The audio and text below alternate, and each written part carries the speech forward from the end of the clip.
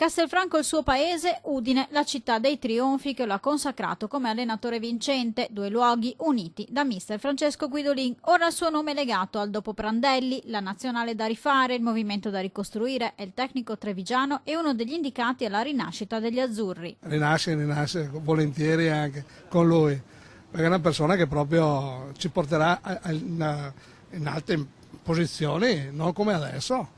Secondo me sì, perché è una persona molto strategica sotto l'aspetto, è molto vicino alla gente, è molto umile, di conseguenza è una persona che sicuramente sa tenere il gruppo unito.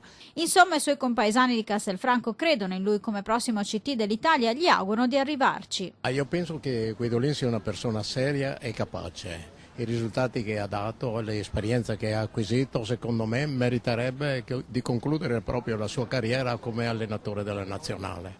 Lo stimo molto e credo che abbia le qualità per poterlo fare. Mi auguro che venga scelto lui. Anche da Udine una spinta verso l'azzurro per il tecnico che ha portato l'Udinese per 3 volte negli ultimi 4 anni in Europa.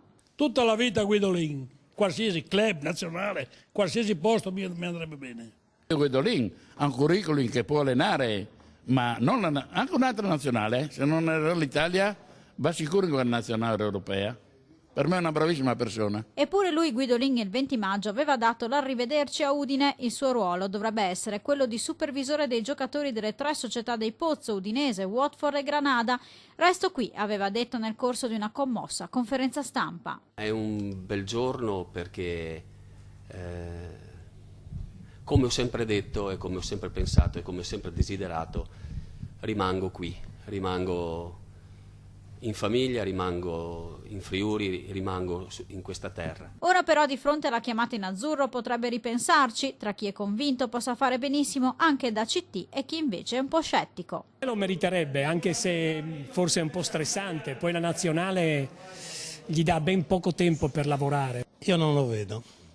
Piuttosto che stia fuori preferirei averlo, ma perlomeno lo vedo in nazionale, che ha grandi doti questo personaggio, sappiamo quello che ci ha dato, no? Soprattutto i giovani.